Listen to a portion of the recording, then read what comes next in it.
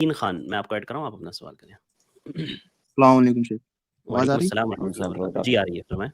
جی میرا یہ سوال تھا کہ جیسے اپنا تو یہ ماننا ہے کہ اللہ عرش پہ ہے نا، ٹھیک ہے. تو ایک میں ویڈیو دیکھ رہا تھا، وہ کہہ رہے تھے کہ ایسے نہیں کہنا چاہیے، اللہ تو لا مکان ہے لا زمان ہے، وہ اسپیس لیس ہے ٹائم لیس ہے. کہ اللہ تعالیٰ لا زمان و لا مکان ہے. جو اس عقیدوں کو نہیں مانتا وہ خود اہل سنت سے خارج ہے. بالکل واضح بات ہے. اسے کہیں ایک جگہ محدود نہیں کرنا چاہیے. تو ایسا ماننا صحیح ہے یا غلط؟ اللہ تعالیٰ آپ سے بتا رہا ہے قرآن میں کہ میں عرش پر مستوی ہوں. اب آپ اپنی طرف سے اس میں چیزیں داخل کر رہے ہیں، اللہ لا مکان ہے لا زمان ہے، یہ سب چیزیں، یہ اصطلاحات کہاں سے آئیں؟ ہم سیدھا سمپل قرآن میں پاتے ہیں کہ اللہ تعالیٰ اپنے بارے میں ہم سے بتا رہا ہے کہ الرحمن علی العرش استویٰ، اللہ رب العالمین عرش پر مستوی ہے. اب یہ جو سب فلسفہ ہے، یہ فلسفہ اس میں ڈالنے کی کیا ضرورت ہے؟ اللہ لا مکان ہے لا زمان ہے، کیسے ہوگا ایسے ہوگا. اللہ خود کہہ رہا میں عرش پر ہوں. کس نے بتایا آپ سے؟ کہاں قرآن اور حدیث کے اندر ہے کہ اللہ کے لیے یہ اپنے دماغ سے ثابت کرنا ہے کہ لا زمان ہے لا مکان ہے، جبکہ اللہ کہہ رہا ہے کہ میں عرش پر ہوں.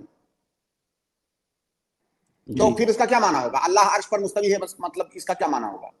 جو باتیں ہم اپنی طرف سے داخل کر رہے ہیں اس کو تو ہم بالکل سچی اور بیسک بات مان رہے ہیں، لیکن جو اللہ رب العالمین کہہ رہا ہے اس کو اگنور کر رہے ہیں. اللہ تعالیٰ کہہ رہا ہے اللہ عرش پر مستوی ہے، تو پھر اللہ لا زمان ہے لا مکان ہے کہاں سے آیا؟ بتائیے قرآن حدیث میں کہاں پر ہے؟ صحیح بات ہے. نہیں صحیح بات ہے آپ کی. یہ سوال تھا میرا، مطلب ہاں ملا بالکل نہیں. غلط ہے. سنیے، اصل میں یہ سوال کہاں سے آتا ہے؟ مجھے معلوم ہے، چونکہ آپ ایک عام آدمی ہیں، ان باریکیوں میں آپ کو جانے کی ضرورت نہیں ہے.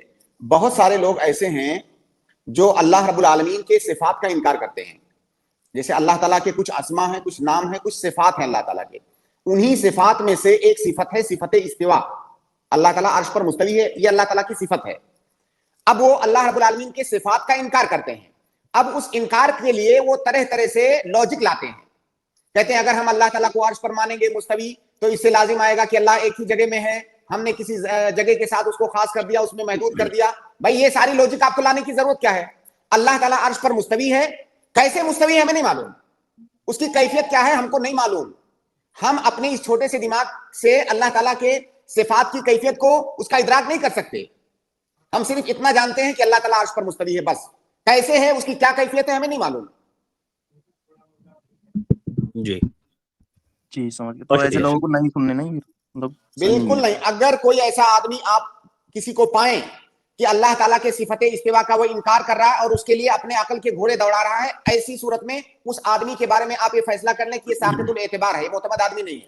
کیونکہ جب اللہ تعالیٰ کے بارے میں ایسی بات کر رہا ہے تو شریعت کے دوسرے ابواب میں بھی وہ غلط باتیں ہی کرے گا. اس کا عقیدہ ہی صحیح نہیں ہے. جس کا عقیدہ اور منہج صحیح نہیں ہے پھر اس سے علم لینا جائز نہیں ہے. جی ٹھیک ہے، سمجھ. ٹھیک ہے.